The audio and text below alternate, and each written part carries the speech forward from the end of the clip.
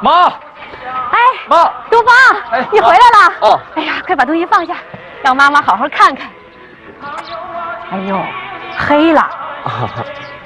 不过这身子骨还挺结实的啊。哎，妈，您身体怎么样啊？挺好着呢。我爸呢？你爸忙着呢，工厂里呢。哦、啊，你赶紧进屋，妈妈给你做好吃的，你洗洗手啊。好嘞。哎。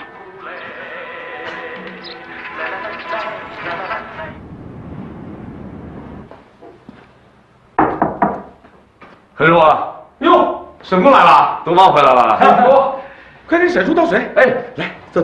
怎么样啊？陈叔，打你走后啊，我是一天没落下学习啊。那就好。哦，对了，这是徐厂长让我给你的信，让你有机会啊到满洲里找他。可能你还没听说，国家从今年开始恢复高考了。真的？那当然是真的。我觉得你呀，应该去参加高考。叔，我能行。臭小子，沈公啊，我不瞒你说，我家这4个孩子啊，要是论学习，就东方这孩子还吃那块材料。哎呀，真想这鸡窝里边能飞出个金凤凰来呀！这小子要能考上，我就是砸锅卖铁，也把他供出来。是啊，沈公，你家小航也应该考一考啊。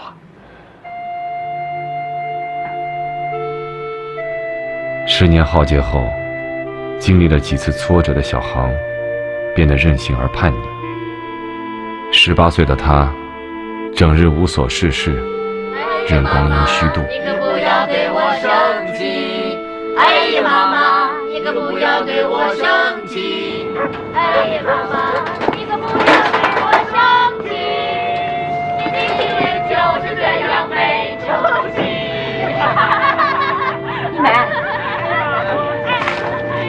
美，管管他呀，这把人都招家来了。你听他唱的这是什么呀？这沈公要瞧见了，把他给气死了。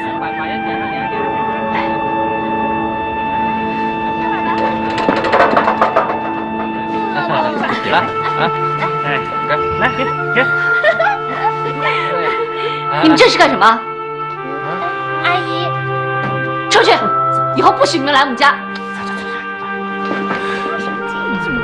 小航，你家真没见，以后啊不跟你一起玩了。什么家长，真是。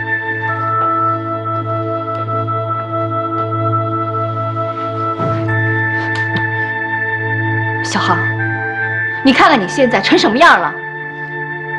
我怎么了？我就是这个样子。你看看人家东方，都回来1个多月了，连家门都没有迈出过1步，天天就是看书补课。你怎么就不学学他呢？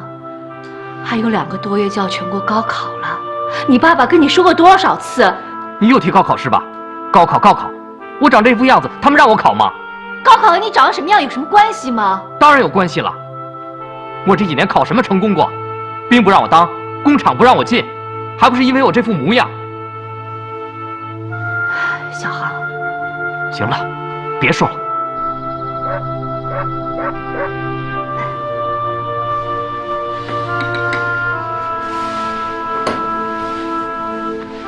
小航，这一次真的是不一样了。10年动乱，我们国家损失了多少人才啊！现在正是需要人才的时候。今年是恢复高考的第1年，这次难得的机会对你来说是多么重要呢？我已经不敢相信这一切了。你还记得普希金的那首诗吗？假如生活欺骗了你，不要忧郁，不要愤慨，不顺心时暂且克制自己，相信吧，快乐之日就会到来。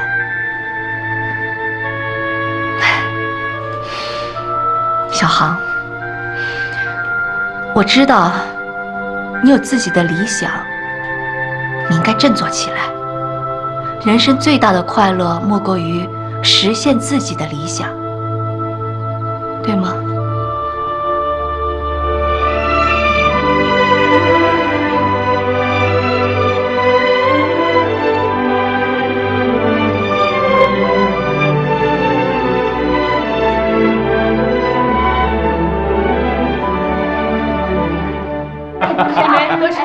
何师傅，哎，南方要和关老师去八一体校，东方呢又考起了解放军飞行工程学院，可以说是喜上加喜啊。就是呀。这一杯酒我敬你们家，哎，好，也敬孩子们啊！来，都干了啊！干了啊！哎，好。来，这俩小子当年砸过我们家多少块玻璃啊！哎，我还骂他们呢。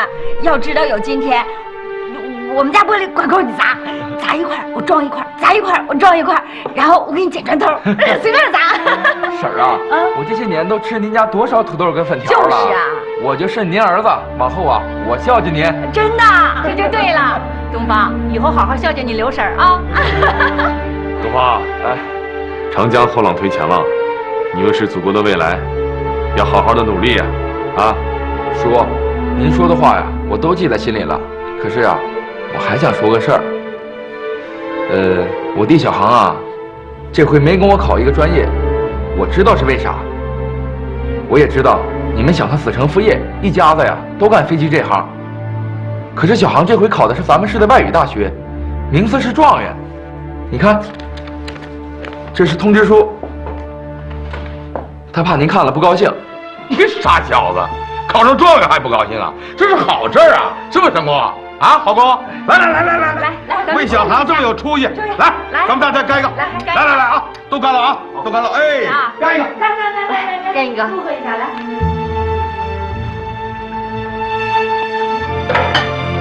来，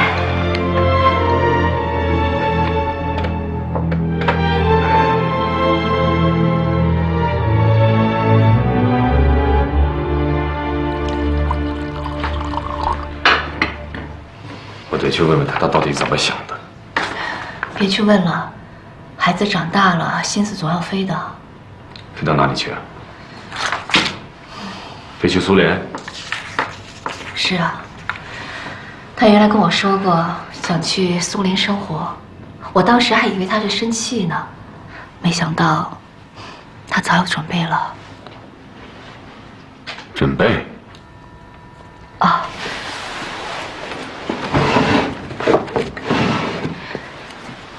这是卡家大婶给我的。卡家大婶说，小航天天去他店里学俄语。你看，这是他的笔记本、日记本，这字典都翻烂了。这么多年了，小航想找妈妈一直是他的心愿。为了实现这个心愿，他付出了很多的努力。其实小航挺不容易的，出生在我们这样一个家庭，也经受了很多的压力。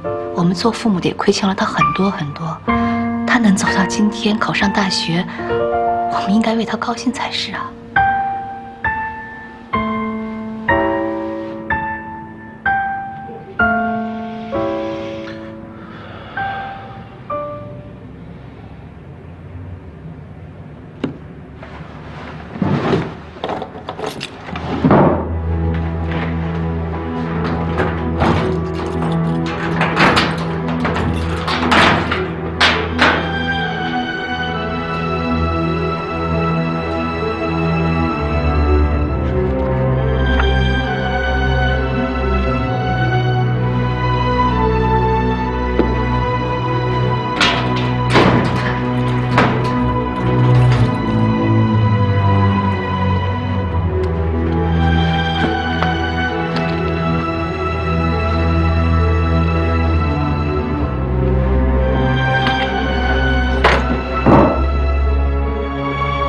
同志们，现在我宣布对167厂领导班子的任命：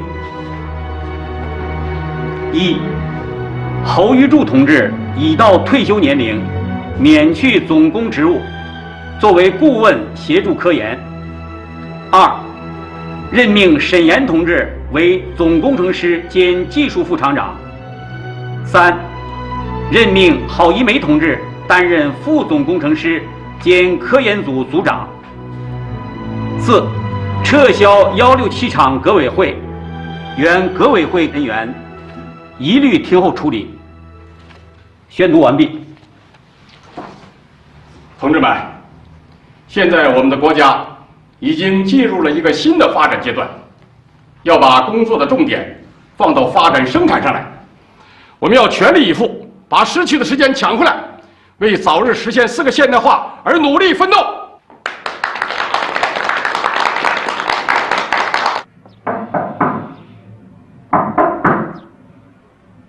进来。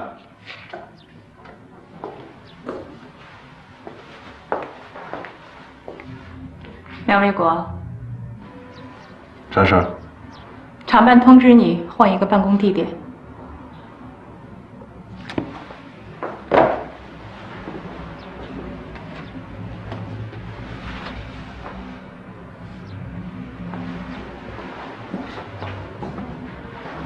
任秘书，这是办公室的钥匙和机密文件档案柜的钥匙，现在交给你，你收好。这里还有一些我的东西，我就不再进来了。你们收拾好了之后，给我送过去。好的。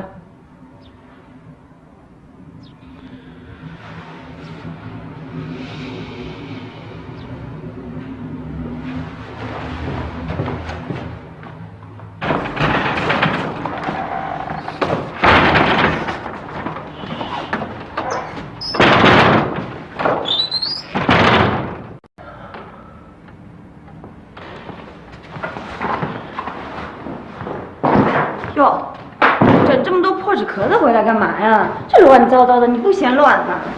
搬家。搬家？谁搬家呀？咱搬家。啥？咱搬家。咱搬家？不是，为啥呀？这不住得好好的吗？凭啥要搬家呀？废话，这么好的房子轮得着你住啊？啊？动动你的脑子！不是你把话给我说明白了，凭啥让咱搬家？这上有老下有小，一大家子人呢，说搬就搬，那有没有王法了？你少说点废话行不行啊？让你搬你就搬！我告诉你啊，我不搬，谁让我搬，我跟谁急。叶丽红，我告诉你。现在厂子里已经把我革委会主任给我撸了，你要再这么闹下去，害得我连厂子都待不住，你自己看着办吧。啥？为啥呀？他们怎么把你职务给撸了呀？凭啥呀？凭啥？哼，凭啥？凭人家现在有权有势了。这个房子是啥？这个房子就是我迫害沈岩的证据，你在这儿多住一天，这个罪证就在人家手里多算一天。不是，这房子不是市里给你住的吗？他们凭什么说是迫害沈岩呢？不行，我得找他们说理去。呀，你说什么屁话呢？啊？上哪儿说理去？你上哪儿说理去？现在市革委会、省革委会都没了。上哪儿说理去？谁听你说呀？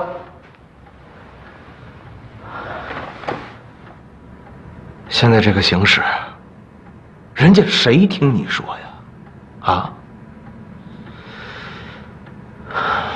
你住着人家的这个房子，这罪就加在你的头上了。我干了那么多年的政工干部，这点事我还搞得明白。非得人家把罪过都加到你的头上了，你才夹起尾巴滚呢！这事儿咋闹得那么严重啊？咱们这一大家子人可咋办呢？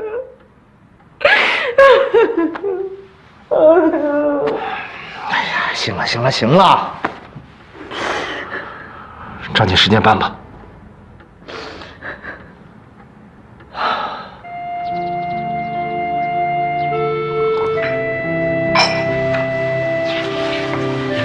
周书记没有跟你说怎么处置魏国啊？现在眼下，急需要完成的是恢复生产，应该不会那么快处理魏国的事情。要不我们去看看魏国吧，挺担心他的。我想还是别去了吧。魏国这个人的脾气你又不是不知道。这样吧，明天呢，咱们上厂里边跟周书记说一说，商量商量，看看厂里面有什么合适的岗位，可以让他先上。我知道你的想法，不过我觉得呀，魏国的损失不在于职位的起伏，这10年他把专业全丢了，这才是最可惜的。我一直在考虑这个问题。啊，对了，阿春，你有什么想法？虽然他是革委会主任，但是也没有利用职务之便干有损于国家和人民利益的事情，所以我觉得给他划作3种人呢，有些片面。周书记，我和梁卫国从同学到同事相处20多年，我很了解他。之前的所作所为呢，是他顺应形势而为。他这个人虽然有很多的小缺点，但是品质还是不错的，属于可以团结的同志。现在厂里边正是用人的时候，我觉得还是应该酌情的给他安排工作。好吧。梁国在厂里群众中的口碑还是可以的，我同意你们的意见。只是把他安排到什么部门比较合适呢？周书记，我建议您还是问问他个人的意见。革命工作对口，效率才会高。由他自己选择工作岗位，凭他的个性，一定能干好。我要去设计室。周书记，我是从设计室走上领导岗位的。小平同志说了，知识分子也是工人阶级的一部分。我是工人阶级，也是知识分子，搞科研那才是我的本行啊。周书记，您一定要把我调回设计室，哪怕是做一名普普通通的设计人员，那对于我来说也是最光荣的事儿啊。我本来准备安排你到后勤去干个组长了。不，周书记，我要去设计室，我愿意搞科研，干实事儿，为党和祖国出实力。那好吧，你就回设计室干个助理工程师吧。谢谢你，周书记。过去我多有不是之处，谢谢您能体察我的想法，给我这个宝贵的机会。周书记，谢谢你。不要谢我，这样处理你的问题是群众和领导班子的共同想法。我们觉得你身上还是有亮点的。梁卫国，洗心革面，重新开始，党是不会错待任何有贡献的人的，不要辜负了厂里对你的期望啊！我会的，您放心。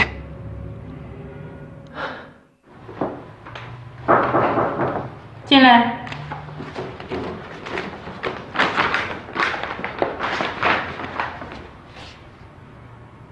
任秘书，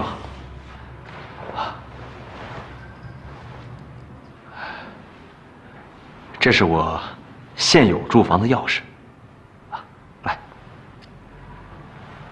东西我都收拾好了，啥时候搬到哪儿，我等着厂里的通知。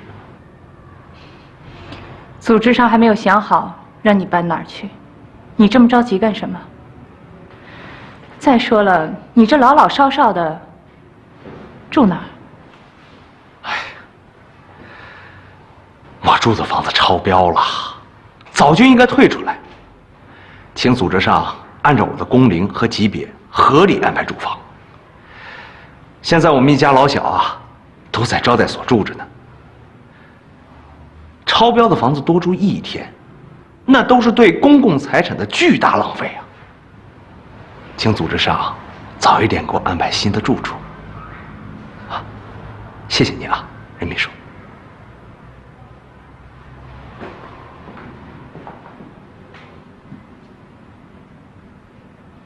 同志们，今天我们召开咱们厂节后的第一次技术会议，只有一个主题思想：迅速的恢复生产。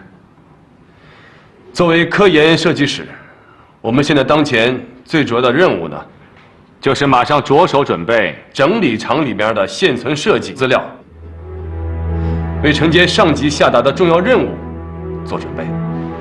沈厂长，资料室、设计室已经恢复原样，机密资料、保险箱钥匙已经交到厂办，我们准备随时投入工作，就请您安排工作计划吧。好，第一步就是清理保密资料，弃旧迎新，把一些现存的保密资料里边有用的留下来，没有用的全部舍弃。只有不断的更新我们的观念，我们才有可能大踏步的前进。这些呢，是我和郝一梅同志共同整理的目前世界上部分发达国家所推行的空气动力学概论。我们的第二步工作呢，就是要把一些新鲜的、科学的养分注入到我们的体系当中去。我们只有不断地找到自己和他们的差距，才有可能赶上，甚至于超过他们。季厂长，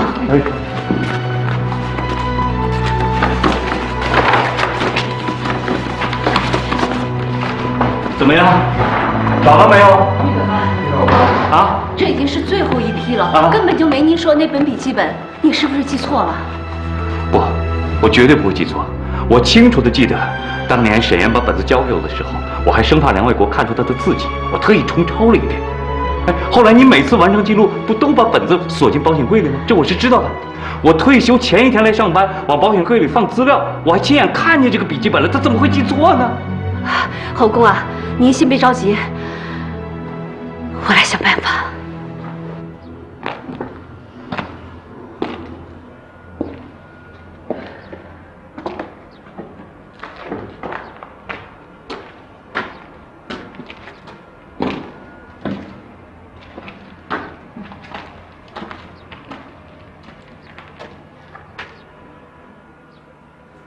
你带我到这儿来干啥？这是几年前沈岩在咱们厂劳动改造的地方吧？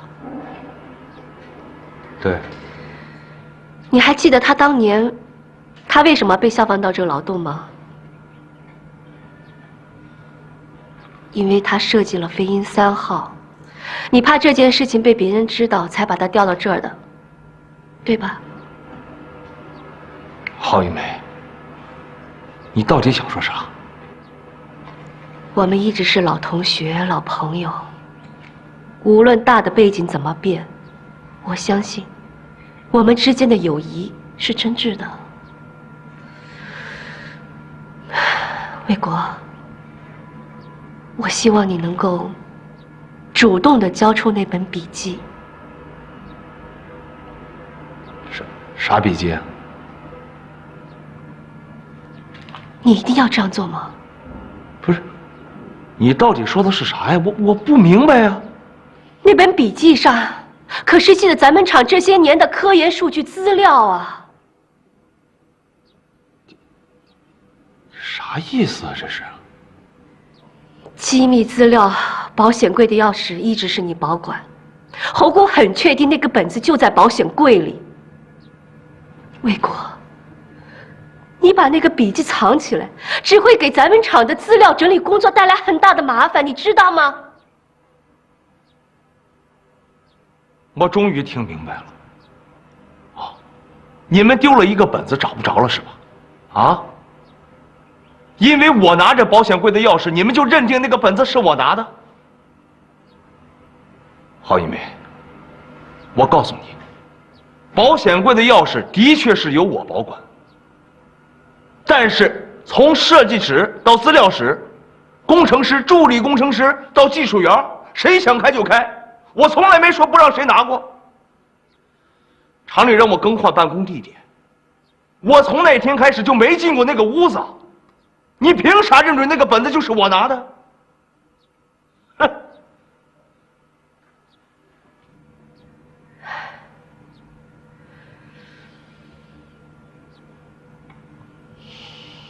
10多年啊，咱们丢的东西太多了，找不着就不找吧。那怎么行啊？那毕竟是你的心血啊。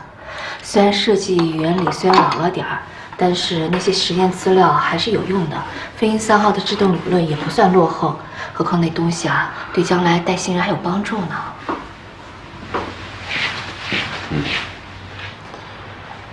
这样吧，我试着回忆一下，也借着这个机会呢，把咱们设计室的几个年轻同志啊，一起聚起来，把这些研究资料整理一下。一，也让他们熟悉一下咱们厂这几年的发展进程，对他们来说也是个提高。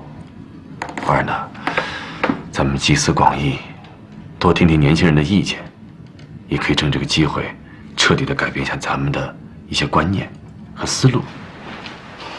好啊，你抓紧时间把手头的事情处理一下，这2天我们就开始。啊，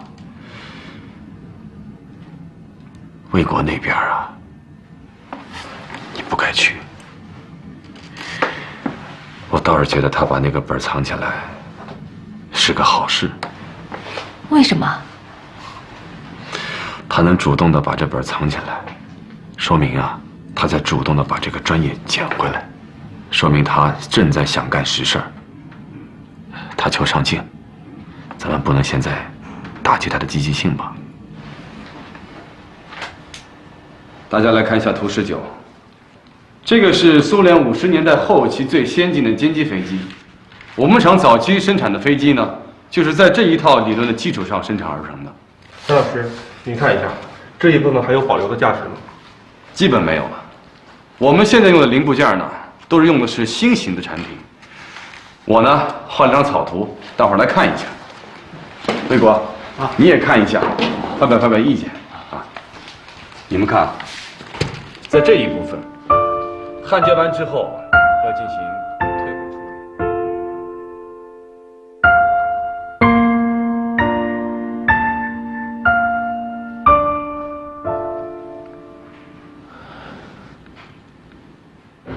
周书记，您还是调我去后勤吧。怎么，是不是有点不适应设计室的环境了？哎，不是，是这样。眼看着咱们年轻人一点点都起来了，是吧？但是按照咱们厂的岗位制度啊，这设计室只有3个助理工程师的名额。我多占一个呢，就少提拔一个年轻人。我也别让您为难了，啊，您还是把我安排到其他地方去吧。咱们厂最近准备成立一个3产公司，啊，争取为厂里提高点效益，也算是改革搞活吧。人选暂时还没有定下来。你看你有没有兴趣去试一试啊？这搞公司不算是脱离组织吧？当然不是。现在沿海地区已经有许多大型的国有控股公司了，咱们厂在松江市有着得天独厚的条件，当然要率先成立一个3产公司，把厂里现有的资源更有效地利用起来。党中央最近也几次下文，鼓励地方的各级国有单位努力发展自己的集体所有制产业，自力更生。好，那我去3产。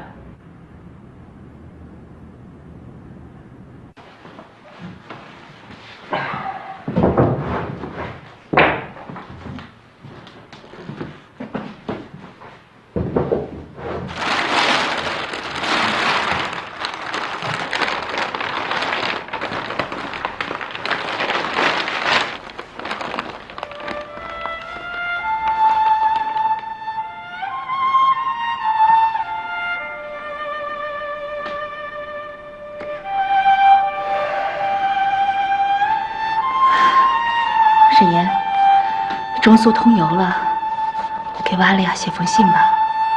这都20年过去了，或许人家现在生活的还不错，并不想回忆那些事情。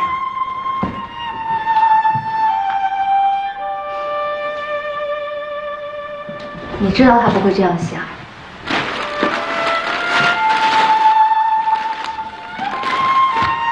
美，沈岩，别犹豫了。80多年了，也应该带去小黄和你的问候了。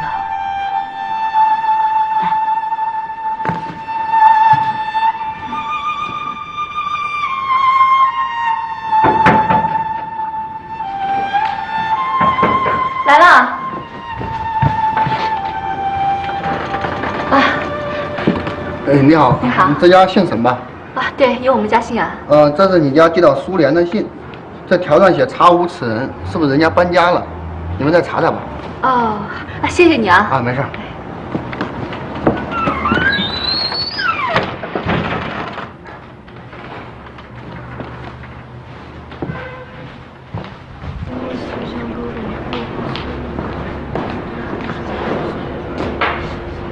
高等教育部通知，再次启动中苏留学交流事宜，第一批留苏人员共10名，将在全国范围内进行选拔。哎，怎么了？这太少了吧？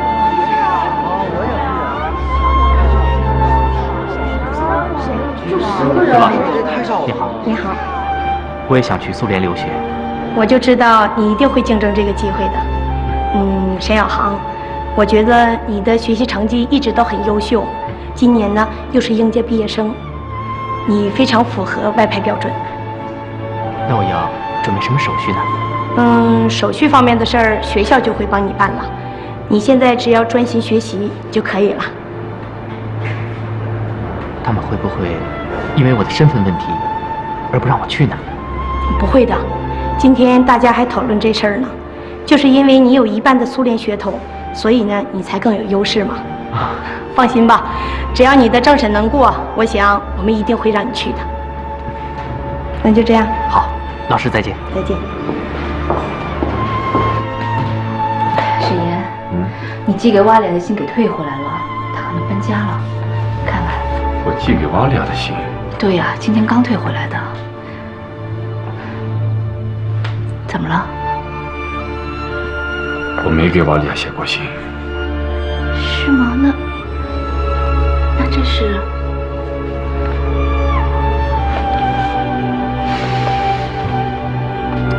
是小航写的。小航。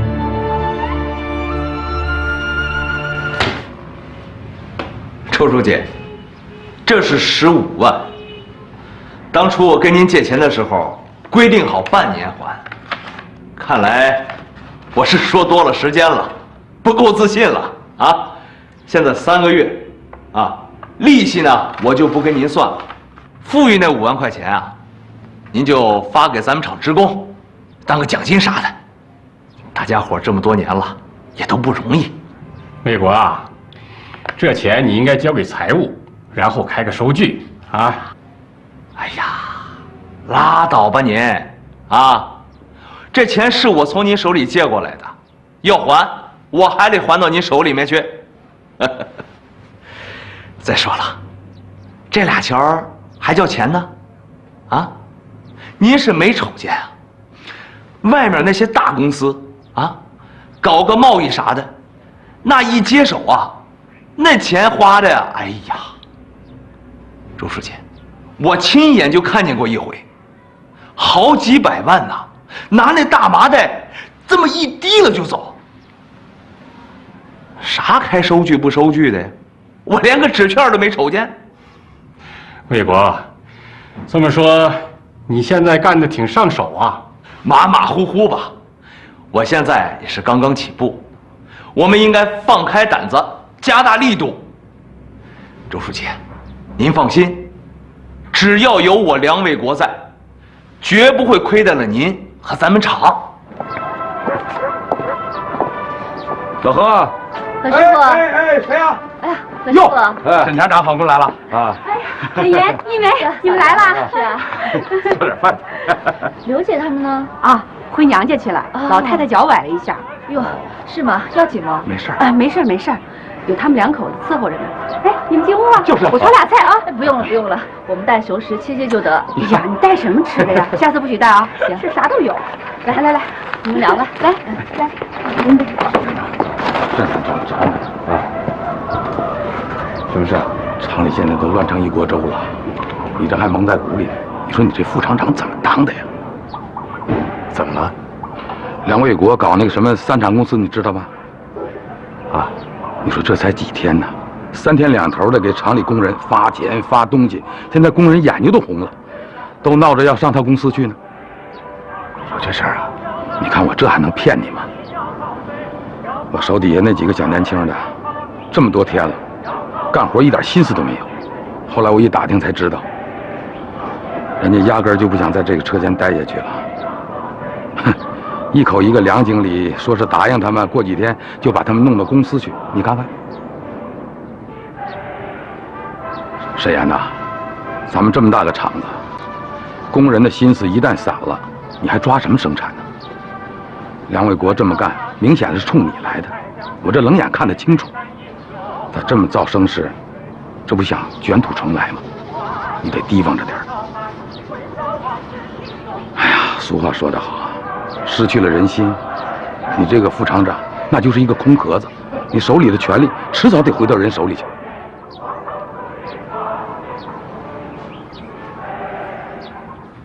我倒不觉得这个事情啊，魏国这么做是想争权夺势。他这个人吧，就是这个性子。有什么好事吧，就爱表表功，希望大家可以记住他一个好。都这把年纪了，再争能争到哪个份上去啊？说来说去，他还是跟你较着劲呢。你当上了这个副厂长，他心里不舒服。我一直想跟魏国交心的谈一谈，把这些年的恩恩怨怨彻底做个了结。可每次话到嘴边，看到他那个样子，我又说不出口。我跟他之间的问题啊，早已经不是什么2个人心平气和的谈1、2次就可以解决的。这当务之急还是得好好的劝劝他。树大招风，凡是太张扬的，这早晚会被那些不轨之人给盯上。他这个人吧，虽然是有些小聪明，但是玩起手腕来啊，他肯定得吃亏。就是，工厂的事儿啊，你还是跟周书记反映反映。工人们的心思都不在岗位上，这样下去怎么办啊？是，这个事情周书记已经意识到了。这不，从下个月开始，厂里面会出台新的工资制度。过去那些大锅饭的东西啊，已经不适应现在的形势了。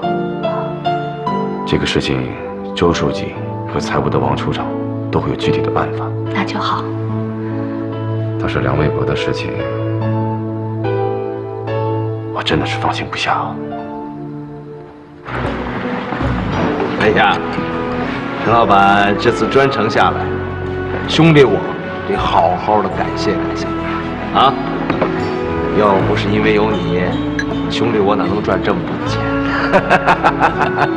小一些啦，几箱洋酒换点外汇零花而已，积极您客气什么？哎呀，你们香港大财主就是大气呀！啊！你知不知道，这可是小50多万啊！那要搁在我们厂，那流着臭汗苦干一辈子，也挣不到个零头啊！来，为了我们的事业越做越大，啊，我敬你一杯，来，干！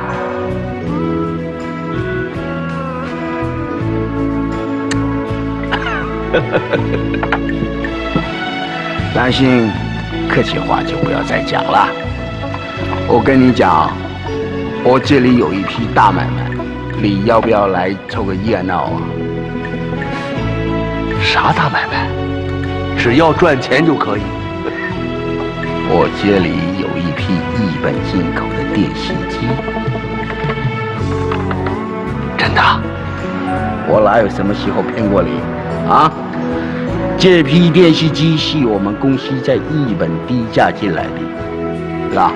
我成本价转给你，你再卖给你们工厂的工人，差价人情，一箭双雕。梁经理，你发达了！哎呀，陈老板呐，你真是太够兄弟了啊！我这辈子遇见你，那真是三生有幸啊！这还不都是为了你？